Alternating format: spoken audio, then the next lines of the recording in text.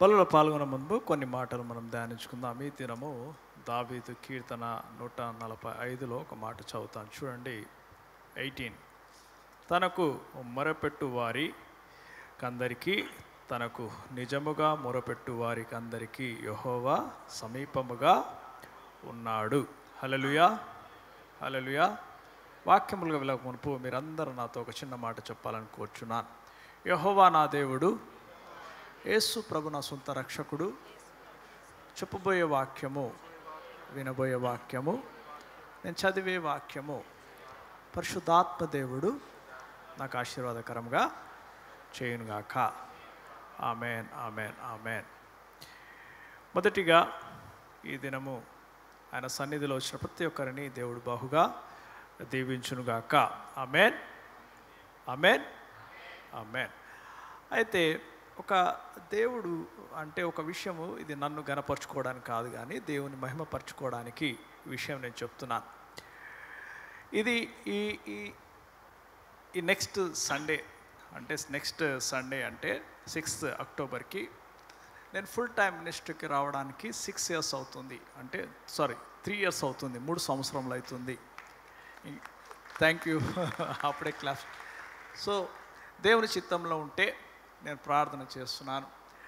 ఆ దినము నేను సేవలో నా ఒక జీవితంలో ఎలా నేను వచ్చాను, నా ప్రయాణం ఎలా అయినది అనేది నా సాక్ష్యంని ఆ దినం పంచుకుంటాను. సో జ్ఞాపకం చేసుకోండి. ఆ దినము ఒకవేళ అన్న ఎలా సేవలో వచ్చాడు, ఎలా ఉండిపోయాడు, అసలు ఏమిటి అనేది నా సాక్ష్యంని నేను ఎలా దేవుని రక్షణ మార్గంలో వచ్చానని మీతో పంచుకున్నాను. కావాలంటే యూట్యూబ్లో వీడియో ఉంది. కానీ సేవలో వచ్చిన తర్వాత ఎలా నా జీవితం మారినది, అనేకమైన విషయాలు నేను మీ ముందు పంచుకోవాలని ఆశ కలిగి ఉన్నాను. దాని విషయం ప్రార్థన చేస్తున్నాను. నన్ను దేవుడు బలముగా ఉంచాలని నేను కొంచెం బలహీనతతో బాధపడుతున్నాను. ఆ బలహీనత నన్ను నెక్స్ట్ సండే వరకు దేవుడు బలముగా ఉంచాలని ప్రార్థన చేస్తున్నాను. ఆ విషయాలని నేను మీకు ఆ దినం పంచుకోవడానికి ఆశ కలిగి ఉన్నాను. అయితే ఇంకొక దేవుడు నాకు ఒక చిన్న వరం ఇచ్చాడు. ఈ వరము ఏమిటి అంటే, ఇది దేవుడు నాకు ఇచ్చిన గిఫ్ట్ అంట. ఈ వరముని ఏమి అనాలంటే, కొన్ని విషయాలు నేను కొంతమంది జీవితంలో ఏమి జరుగుతుందో అని వాళ్ళని చూసి నేను చెప్పేస్తాను. అది ఎందుకు, అది ఫస్ట్ ఏదో నేను ర్యాండమ్గా చెప్తానా, అది నాకు దేవుడు ఎందుకు అంటే, నాకు అది ఏమన్నా నేను కావాల్సుకొని అంటానా అంటే కాదు, ఎందుకో దేవుడు నాకు కొన్ని బయలుపరుస్తాడు. కొంతమంది జీవితాల్లో ఇది మీ జీవితంలో ఇది జరుగుతుంది అని నేను చెప్పేస్తాను. చెప్పినప్పుడు వారు కొంతమంది నమ్ముతారు, కొంతమంది నమ్మరు. అయితే తర్వాత వారి జీవితంలో అయినప్పుడు నన్ను జ్ఞాపకం చేసుకుంటారు. అలా ఎన్నో సాక్ష్యాలు ఉన్నాయి చర్చ్లో. పేర్లు చెప్పాలంటే చాలా ఉన్నాయి. ఒకళ్ళొకళ్ళ పేర్లు చెప్తా ఉంటే మీరు వెళ్ళి వాళ్ళు అడగవచ్చు, అన్న చెప్పింది మీ జీవితంలో అయిందా అంటే అయింది. ఒక చిన్న విషయం ఎవరిది అంటే, మాతో పాటు ఉన్న మా రాజు విషయం చెప్తున్నాను. అతను ఎంతో ఆశ కలిగి ఉన్నాడు, పెళ్ళి నాకు అవుతుంది, నా పెళ్ళి చేసుకుంటాను. నేను అన్నాను, రాజు నీది 2024 వరకు నీ పెళ్ళి కాదని చెప్పాను. అయితే ఇప్పుడు ఈ సంవత్సరం దేవుని కృప ద్వారా అబ్బాయి పెళ్ళి అవుతుంది. మా సంఘంలో ఉన్న మొన్న మిక్కిలిగా ప్రేమించే మురళి బ్రదర్ కుటుంబంలో మా పెద్ద పాప ప్రీతి వచ్చిన వెంటనే, వాళ్ళు వచ్చిన 2 weeksలో నేను చెప్పాను, మీ పాప బయట దేశంకి వెళ్తుందని చెప్పాను. వెంటనే వాళ్ళు అన్నారు, ఆయనకి ఇష్టమే లేదు, అయినా కూడా తను వెళ్ళినది. అలాంటివి చాలా జరిగాయి. అయితే ఎందుకు నీకు ఈ విషయం చెప్తున్నానంటే, ఇంకొక చిన్న విషయం చెప్తాను చూడండి. అంటే దేవుడిచ్చిన వరంని మనము దేవునికి మహిమకరంగా వాడాలి. ఇంకో చిన్న విషయము, ఒక వాలంటీర్ మీటింగ్ అవుతుంది. వాలంటీర్ మీటింగ్ అవుతూ ఉంటే ఇలానే, ఇప్పుడు ఎందుకు ఇది నాకు గుర్తుకొచ్చిందంటే చెప్తాను. దానికి కారణం, ముందర చైర్స్ అన్నీ ఖాళీగా ఉన్నాయి, వెనకాలందరూ కూర్చున్నారు. ఈ ఫస్ట్ చైర్స్ విఐపీస్కి అనుకుంటారేమో అనిపిస్తుంది నాకు. స్కూల్లో కూర్చోము, ఎప్పుడు కూర్చోము, ఫ్రంట్ చైర్స్లో కూర్చోము. అయితే ఇలానే మేము వాలంటీర్ మీట్లో కూడా ఫ్రంట్లో కూర్చోకుండా వెనక కూర్చుంటున్నారు. అయితే ఒక మాట అన్నాను, ఎవరైతే ఫ్రంట్కి వచ్చి కూర్చుంటారో వారికి ఈ సంవత్సరం పెళ్ళవుతుందని చెప్పాను. ఈ సంవత్సరం పెళ్ళవుతుందని చెప్పాను. అయితే వెంటనే విశ్వాసముగా మా సంఘం రూత్ వచ్చి కూర్చున్నది. మీకు ఎంతమంది తెలియదు రూతు, మా చర్చిలో స్వామి తోటి వివాహమైంది, పరిశుద్ధ వివాహము. వెంటనే ఆ సంవత్సరం ఆమెకు వివాహం అయిపోయింది, దేవుడు కార్యం చేశాడు. ఈ దినం కూడా చెప్తున్నాను వినండి, మీకు ఈ యొక్క 6 monthsలో పెళ్ళి కావాలి అంటే హల్లెలూయా ఆ ధైర్యంగా లేరా? ధైర్యంగా లేరా? విశ్వాసము ఉంటే మీ జీవితంలో దేవుడు అంటే వివాహమేనా అన్న ఇంపార్టెంట్? మిగతాయి లేవా? ఈ వివాహం అనేది ఎందుకన్నా ఒకటే పెళ్లి చేసుకో పెళ్లి చేసుకో పెళ్లి చేసుకో అని అంటారు అంటే షాదీ ఏక్ ఐసీ లడ్డు హే, నేను హిందీలో చెప్తాను. షాదీ ఏక్ ఐసీ లడ్డు హే, ఖాయో తో పరేషానీ, నై ఖాయో తో ఔర్ ఏక్ పరేషానీ. తింటే ఒక ప్రాబ్లం, తినకపోతే ఒక ప్రాబ్లం. అది తినేస్తే పర్లే, తినేసేయండి. హల్లెలూయా, తినేయాలి. ఎందుకంటే తినకపోయినా ఇప్పుడు మీకు ప్రాబ్లమ్స్ ఉంటూనే ఉంటాయి. నేను తర్వాత 40స్లో కొంత పెళ్లి చేసుకోకుంటాను. నా ఫ్రెండ్స్ ఉన్నవారు 45, 40కి వచ్చిన తర్వాత కొంచెం వాళ్ళు ఫస్ట్లో అవసరమారా పెళ్ళి, మనకు మంచి హ్యాపీగా ఉన్నాం కదా, బయట దేశంలో బాగా ఎంజాయ్ చేస్తున్నాం కదా అన్నారు. ఇప్పుడు వారు ఎట్లా వెతుకుతున్నారంటే పిల్లల కోసము ఎవరన్నా దొరకనిరా. ఎట్లా ఎంత డెస్పరేట్గా వచ్చారు. ఎవరన్నా కానిరా, అమ్మాయి దొరికితే చాలు చేసుకోవాలని ఉంది. కానీ అందరు ఏమన్నారు, ఏజ్ ఎంత? 46, రిజెక్ట్. ఏమన్నారు? రిజెక్ట్. పాతకాలంలో 30 దాటితే ఏమంటుండే, ముదిరిపోయినా బెండకాయ అంటుండే. పెళ్ళిలో కొంచెం ముదిరిపోయిన వాళ్ళు ఉంటే ముదిరిపోయిన వాళ్ళు ఇలా అంటుండే. ఇప్పుడు అస్సలు పట్టించుకోవట్లేదు. Anyhow, it is a wonderful dream. వివాహము అన్నిటికన్నా ఘనమైనదని బైబిల్ సెలవిస్తుంది. నరుడు ఒంటరిగా ఉండుట మంచిది కాదు. 6 monthsలో ఎవరికైతే పెళ్ళి కావాలని ఆశ ఉందో చూసారా, ఫ్రంట్ చేసుకొచ్చి కూర్చోడు. నేను హల్లెలూయా, లేదా? ఎవరికి లేదా? It's going to really happen in your life. చూడండి, సిగ్గుపడకండి. దేవుని సన్నిధిలో మీరు సిగ్గుపడితే జ్ఞాపకం చేసుకోండి. మీరు మీ జీవితంలో ప్రతి విషయంలో సిగ్గుపడతా ఉంటారు, కానీ ఒక్క దగ్గర సిగ్గుపడకూడదు. ఎక్కడ సిగ్గుపడకూడదు అంటే దేవుని సన్నిధిలో సిగ్గుపడకూడదు. డాక్టర్కి మీ ప్రాబ్లం చెప్పడంలో సిగ్గుపడకూడదు. లాయర్కి నిజం చెప్పడంలో వెనక ఆడకూడదు. జ్ఞాపకం వస్తుంది, అర్థమవుతుందా? సో దేవుని సన్నిధిలో ఇది అవుతుందా అంటే it going to really happen. You can see it. మీ ఇష్టం. నేను ఒక 10 seconds లెక్క పెడతాను. 1, 2. ఎవరు లేరు, ఆశపడతలేరు. అందరు ఒక్కసారి లేచి నిలబడి, అందరు కళ్ళు మూసుకోండి. ఎందుకంటే రావడానికి కొంతమంది సిగ్గుపడుతున్నారు అనుకుంటా. ప్రైజ్ గాడ్, హల్లెలూయా, చప్పట్లు కొడదా. ఇంకెవరన్నా ఉన్నారా? అరే వస్తలేరా? వచ్చేయండి. Yeah yeah yeah, wonderful wonderful wonderful. God will do great things. Right, okay, వచ్చేయండి అన్న. టైం లేదు, త్వరగా వచ్చేసేయండి. బాయ్స్కి అయితే ఇష్టం లేదనుకుంటా చాలామందికి. ఓకే, ఎనీహౌ మన వాక్యంలో వెళ్దాం. ఈ దినము మీతో పంచుకోవడానికి దేవుడు ఒక వ్యక్తిని నాకు పరిచయం చేశాడు. ఈ వ్యక్తిని పరిచయం మొహమాట పడొద్దు, వచ్చేసేయాల. God will do the things really, you will see. తర్వాత అర్థమవుతుంది. దేవుడు ఒక వ్యక్తిని నాకు పరిచయం చేశాడు. ఈ వ్యక్తిని చూసినప్పుడు, ఈ వ్యక్తి విషయం నేను చదివినప్పుడు నూతన నిబంధనలో ఈ వ్యక్తిత్వంతో మనం కొన్ని విషయాలు నేర్చుకోవాలనిపించింది. ఇతను ఎవరు అంటే ఇటలీ దేశస్థుడు అని, శతాధిపతి అని రాయబడి ఉన్నది. ఇటలీ దేశస్థుడు, శతాధిపతి అంటే మంచి ఉన్నతమైన హోదాలో, ఉన్నతమైన శక్తివంతమైన స్థలంలో, ప్లేస్లో ఉన్నవాడు. ఇతను బైబిల్లో ఏమని రాయబడింది అంటే ఈయన విషయమై, ఇతను చాలా భక్తి గలవాడు అని రాయబడింది. కుటుంబం అంతటిలో ఇతను దేవుని యందు బహుభక్తి గలవాడు అని రాయబడింది. అయితే భక్తి గల జీవితమని దేవుడు జ్ఞాపకం చేసుకుంటాడు. జ్ఞాపకం చేసుకోండి. నువ్వు దేవుని యందు భయభక్తులు కలిగి ఉన్నావా అంటే దేవుడు నిన్ను జ్ఞాపకం చేసుకుంటాడు. అయితే ఈ వ్యక్తిని గురించి మనం చదవడానికి ఒక్కసారి అపొస్తలుల కార్యము 10వ అధ్యాయం 1వ వచనము తీసి ఒకసారి పరిశుద్ధ గ్రంథం అందరు తీయండి. మనం త్వరగా చదివి ముగించుకుందాం. ఇటలీ పటాలం అనబడిన పటాలంలో శతాధిపతి అయిన కొర్నేలి అను భక్తిపరుడొకడు కైసరులో ఉండెను. ఎక్కడున్నాడు? ఇతను కైసరియాలో ఉన్నాడు. ఇతను కైసరియాలో ఉన్న తర్వాత మధ్యలో మన వాక్యాలు చదువుదాం, నేను చెప్తాను. కైసరియాలో ఉన్నాడు ఇతను. ఈయన కుటుంబం ఇంటంతటిలో దేవుని యందు, చూడండి, ఇంటంతటిలో దేవుని యందు భయభక్తులు కలవాడై ఉండి అని రాయబడింది. ఇంటంతటిలో అంటే వారి ఇంట్లో ఉన్నవారు అందట్లో ఒకవేళ రేషియోలో చూస్తే హీఈస్ ద బెస్ట్ దేవుని దృష్టిలో. అయినా అని ఏం చేస్తున్నాడంటే దేవుని యందు భయభక్తులు కలిగి జీవిస్తున్నాడు. అలానే ప్రతి దినము ఆయన ప్రార్థన జీవితంతో గడిపిన జీవితం ఉన్నది. ప్రజల ఎడల బహుధర్మములు చేయుచున్నాడు. చూడండి, ఇక్కడ మనం 3 పాయింట్స్ గుర్తుపెట్టుకుందాం. మొదటిది, ఆయన చాలా భయభక్తులు, ఆయన కుటుంబం అంతటిలో ఆయన భయభక్తులు కలిగి ఉన్నాడు.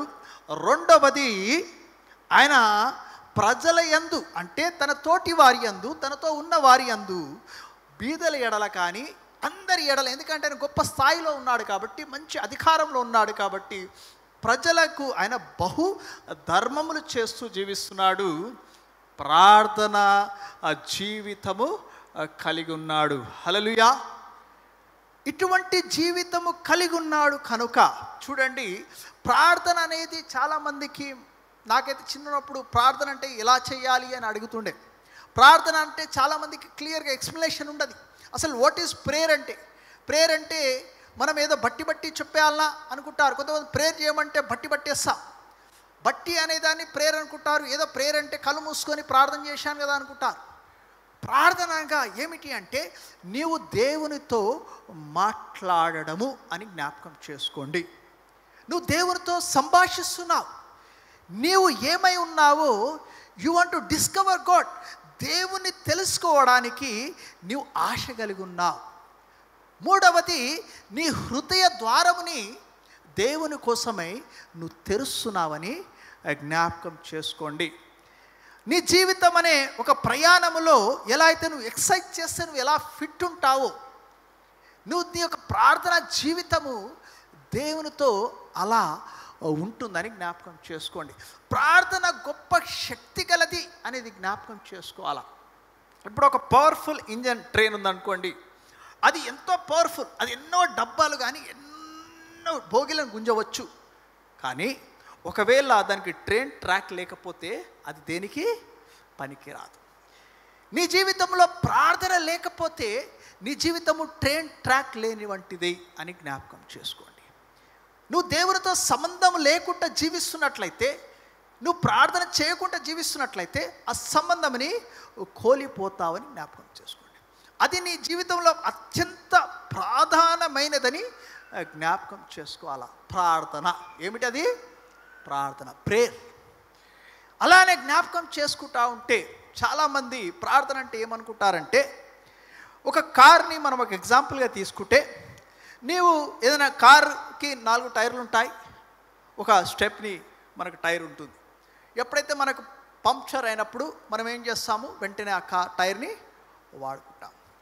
మన జీవితంలో ఏదైనా కష్టం వచ్చినప్పుడు, నీకేదైనా ఇబ్బంది వచ్చినప్పుడు, నీకేదైనా అవసరం వచ్చినప్పుడు నువ్వేం చేస్తావంటే దేవుని సన్నిధిలో కన్నీరుతో కూడిన ప్రార్థన చేస్తావు. కానీ ప్రార్థన అనేది ఒక స్టెప్ని టైర్ కాదండి. అది నీ కార్కి అది ఒక స్టీరింగ్ వీల్.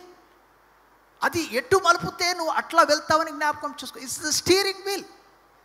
నువ్వు చాలామంది దానికి ఒక స్టెప్ని లాగా వాడుతుంటారు, స్టెప్ని టైర్ లాగా వాడుతుంటారు. మీరు పొరపాటు చేస్తున్నారని జ్ఞాపకం చేసుకోండి. నీవు తృష్ణ కలిగి ఉండాలా. నేను ఈ దినము నా దేవునితో సంబంధము కలిగి ఉన్నాను, నేను దేవునితో ఈ దినము మాట్లాడాలి. నీకు రోజు ఎవరితో మాట్లాడాలని ఇష్టం ఉంటే చెప్పండి, నిజంగా చెప్పండి. మీరు రోజు ఎవరితో మాట్లాడాలని నాకు చాలా ఇష్టం మాట్లాడాలి. నువ్వు బహుగా ప్రేమించిన వారితో మాట్లాడాలని ఉంటుంది. బహుగా ప్రేమించిన వారితో మాట్లాడాలని ఉంటుంది మనిషికి. నువ్వు దేవుణ్ణి అధికముగా ప్రేమిస్తే ఆయనతో నువ్వు మాట్లాడకుండా మానవు. హల్లెలూయా.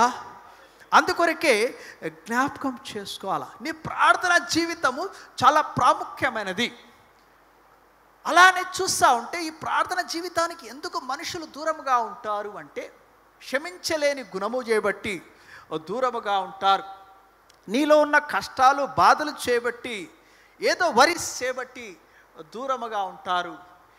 ఈ లోకపరమైన విషయాల విషయమై ఓల్డ్ థింగ్స్ అంటాం. లోకంలో పడిపోయి బిజీగా ఉండి మర్చిపోతూ ఉంటాం. అయితే ప్రతి విషయంలో మనం ఏం చేస్తుంటామంటే కొన్ని విషయాలు మనం లక్ష్య పెట్టాం. ఇప్పుడు ఇక్కడ ఎంతమంది ఉన్నారు, ఇప్పుడు నేను చెప్పిన మాటల్ని కొంతమంది లక్ష్య పెడతారు, కొంతమంది వినరు. వారికి వినాలని ఆశనే ఉండదు. ఏదో వచ్చాము కదా, సండే బాగుంది, లైటింగ్ బాగుంది, మంచి ఏసీ ఉంది, కూర్చుందాము, నాకు ఆశీర్వాదాలు దేవుడు కుమరిస్తాడు, వెళ్ళిపోదాము అని ఉంటారు. దేవుడు నాకు ఆశీర్వాదాలు, వర్షంలో తడుస్తాం, వర్షంలో వచ్చేసాం కదా అనుకుంటారు. లేదండి, దేవుడు నిన్ను గమనిస్తుంటాడు. నిన్ను ప్రతి విషయము నీ ప్రణాళిక, నీ హృదయము, నీ నడవడి, ప్రతిదీ దేవుడు గమనిస్తుంటాడు. నువ్వు అనుకుంటావు నన్ను ఏమి గమనిస్తాడు దేవుడు అనుకుంటారు, గమనిస్తానే ఉంటాడు. నీకు ప్రతిఫలం ఇవ్వడానికి ఆయన గమనిస్తానే ఉంటాడు. అందుకొరకే కీర్తనలో ఒక మాట ఉంటుంది చూడండి, 53:2 ఒక మాట ఉంటుంది, చదువుదాం. వివేకము కలిగి దేవుణ్ణి వెతుకువాడు కలరేమో అని దేవుడు ఆకాశము నుండి చూచి నరులని పరిశీలించను. కీర్తనలు 53:2 ఈ మాట ఉంటుంది. 53 అని, వివేకము కలిగి దేవుని వెదుకువారు కలరేమో అని. 52 పెట్టారు, రైట్. వివేకము కలిగి దేవుని వెదుకువారు కలరేమో అని దేవుడు ఆకాశం నుండి చూచి నరులను పరిశీలించెను. హల్లెలూయా. నరులను పరీక్షిస్తుంటాడు. ఇక్కడ ఉన్నవారిని నన్ను పరీక్షించరు అంటే వారు మూర్ఖులు. దేవుడు పరీక్షిస్తుంటాడు, నిన్ను పరీక్షిస్తూనే ఉంటాడని జ్ఞాపకం చేసుకోండి. నీ ప్రవర్తన, నీ ప్రార్థన, నీ భక్తి గల జీవితముని దేవుడు జ్ఞాపకం చేసుకుంటాడు. అన్నిటికన్నా గొప్పగా దేవుడు జ్ఞాపకం చేసుకున్నది ఏమిటనగా అంటే మత్తయి సువార్త 6:6 ఒకసారి చదువుదాం, చూద్దాం. Matthew chapter 6:6. నీవు ప్రార్థన చేయనప్పుడు నీ గదిలోనికి వెళ్ళి తలుపు వేసి రహస్యమందున నీ తండ్రికి ప్రార్థన చేయుము. అప్పుడు రహస్యమందు చూచు నీ తండ్రి నీకు ప్రతిఫలము ఇచ్చును. హల్లెలూయా. నిన్ను చూసు తండ్రి నీకు ప్రతిఫలం ఇస్తాడు. రహస్యమనగా చాలామంది ఏమనుకుంటారు, రహస్యమనగా గూటిలోకి వెళ్ళిపోదాం, సందులోకి వెళ్ళిపోదాం, లేకపోతే నాకు ఒక స్పెషల్ రూమ్ లేదు కదా. కాదండి, రహస్యమనగా ఈ లోకమునికి దూరముగా, నీ ఆలోచనలకి దూరముగా, నీవు ప్రతి విషయమునికి దూరముగా ఉన్నప్పుడు దేవుడు నువ్వు ఆయనని మొరపెడితే ఆయన నీ ప్రార్థన ఆలకిస్తాడు. అయితే కొర్నేలియు ప్రార్థనని దేవుడు జ్ఞాపకం చేసుకున్నాడు. ఇంకొకటి జ్ఞాపకం చేసుకున్నాడు, నీ ధర్మ కార్యములని జ్ఞాపకం చేసుకుంటాడు. కొంతమంది దేవుని యందు భయభక్తులు బాగా చూపిస్తారు. ఎస్, ఐఎమ్ మస్తు దేవా, నాకు నీ మీద మస్తు భక్తి ఉంది. కానీ పక్కవాడు ఎవరైనా వచ్చి అడిగినప్పుడు ఏమన్నా హేపో చల్ అంటారు. నువ్వు దేవుని ప్రేమని కనపరచకపోతే కూడా దేవుడు నిన్ను లక్ష్య పెట్టాడు. ఒక మాట వినండి, my faith plus my action equal to my blessings.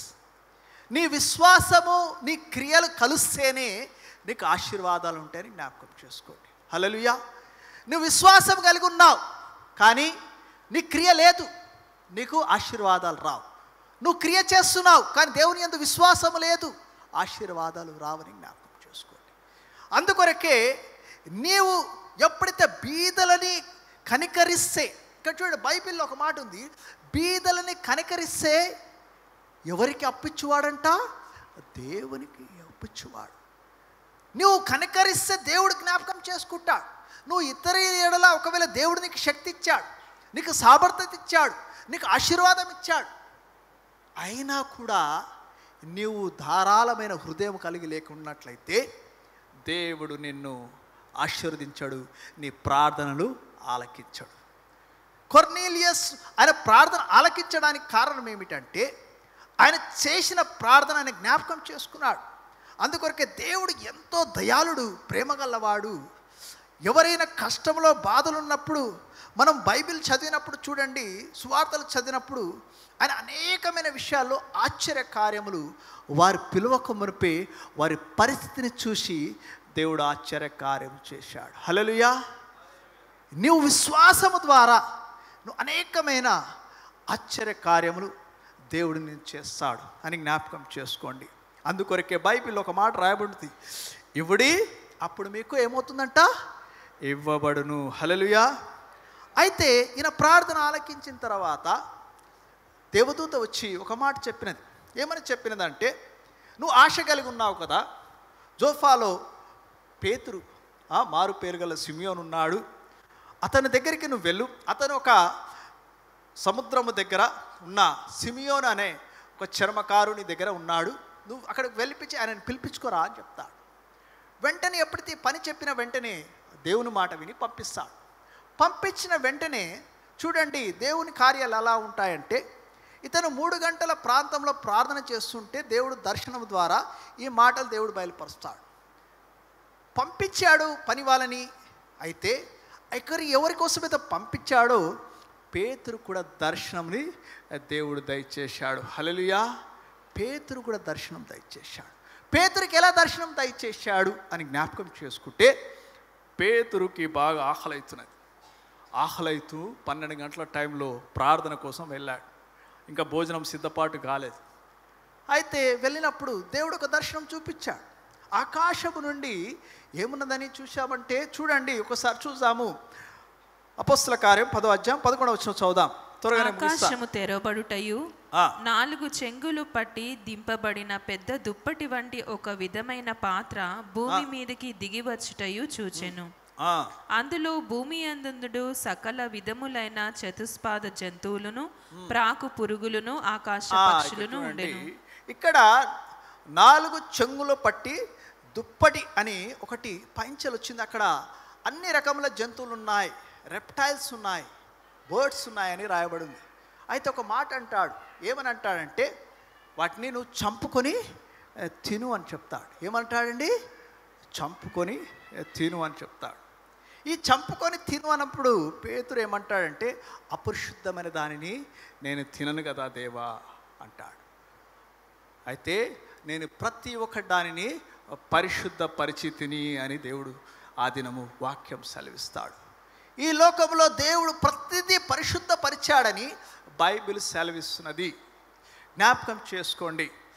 అంటే ఆ కాలంలో యూదులు చెప్పండి జెంటైల్స్ని దూర పెడతా ఉంటుండే. వారు మేము దూరముగా అంటారు, కానీ దేవునికి ఏ వ్యత్యాసం లేదని, దేవుడు ఎవరిని వ్యత్యాసపరచడని మరి ఒక్కసారి బయలుపరిచాడు. హల్లెలూయా. భేదము లేదు దేవునికి. మానవులు భేదము చూపిస్తారు, కానీ దేవుని సన్నిధిలో అని ఎవరిని పక్షపాతి కాడు అని మరి ఒక్కసారి బయలుపరిచాడు. నీవు దేవుని సన్నిధిలో భయభక్తులు కలిగి ఆయన సన్నిధిలో నువ్వు ప్రార్థన చేస్తుండగా దేవుడు నీ ప్రార్థన ఆలకిస్తాడని జ్ఞాపకం చేసుకోండి. దేవుడు పక్షపాతి కాదు. సో నీ జీవితంలో గొప్ప కార్యము చేయడానికి కోసమై నీ యొక్క ప్రార్థన, నీ క్రియల ద్వారా దేవుడు నీ జీవితంలో కార్యం చేస్తాడు. ఆ దినం పేతురుని పంపించాడు. పంపించి ఆయన దర్శనం చెప్పాడు. నాకు ఇలా దేవుడు దర్శనం ఇచ్చాడు, నువ్వు కనిపించావు, నాకు ఇలా కనిపించింది, ఇలా దర్శనం ఇచ్చాడు, నాకు ఇలా దర్శనం దేవుడు ఇచ్చాడు అని ఇద్దరు మాట్లాడుకుంటారు. అయితే దేవుని యేసయ్య గురించి చెప్పమన్నప్పుడు చూడండి, ఇక్కడ కొర్నేలియసు అనేకులని వారి కుటుంబస్తులని వాళ్ళ స్నేహితులను జమ చేశాడు. ఇక్కడ గొప్ప విషయమని మనం వింటున్నాం. ఇక్కడ గొప్ప విషయమని ఈ దినం మనం వింటున్నాము అని ఆయన విశ్వాసముగా అనేకులని జమ చేశాడు. ఆయన విశ్వాసము చూడండి, ఎప్పుడైతే పేతురు వచ్చి మాట్లాడడం ఆరంభించి యేసయ్య గురించి మాటలు చెప్పుచుండ వెంటనే దేవుని ఒక వాక్యము, ఒక శక్తిని మీరు గమనించండి. ఈ దినము మీరు దేవుని వాక్యము విన్నున్నా కూడా మీరు సప్పగా ఏమీ తెలియనట్టు, నా హృదయంలో నా జీవితంలో ఏమి కాట్లేదు అంటే మీరు దేవునికి అంగీకారముగా లేదని జ్ఞాపకం చేసుకోండి. వారు ఆ మాటలు వింటున్న వెంటనే పరిశుద్ధాత్మ దిగెను అని రాయబడింది. హల్లెలూయా. దేవుని వాక్యం వినుటుండగా నీ హృదయం కదిలిపోవాలా. హల్లెలూయా. నీ హృదయములో ఆ వాక్యం నాటబడాలి. ఆ హృదయముని జీవితముని మార్చాలి. ఆ హృదయము ఆ మాట ద్వారా నీ పరిస్థితులని అది మార్చివేయాల. అటువంటి విశ్వాసము కలిగి ఉన్నట్లయితే నువ్వు ఎక్కడైతే బలహీనముగా ఉన్నావో పరిశుద్ధాత్ముడు నిన్ను బలపరిచి నీ జీవితంలో గొప్ప కార్యములు చేస్తాడని జ్ఞాపకం చేసుకోండి. ఈ దినం అదే విశ్వాసముతోటి, అదే భయభక్తులు కలిగే జీవితముతోటి, అదే ప్రార్థన జీవితము మీరు కనపరిచినట్లయితే దేవుడు ఎలా అయితే కొర్నీలియస్ని దర్శనము ద్వారా ఆయన జీవితంలో పరిశుద్ధాత్ముడు ఎలా అయితే వచ్చి వారి కుటుంబం అంతయు ఎలా అయితే మారిపోయారో మీ జీవితము కూడా దేవుడు మార్చడానికి సిద్ధముగా ఉన్నాడు. హల్లెలూయా. మనమందరము మరి ఒక్కసారి పరిశుద్ధముగా, యోగ్యముగా, పరిశుద్ధమైన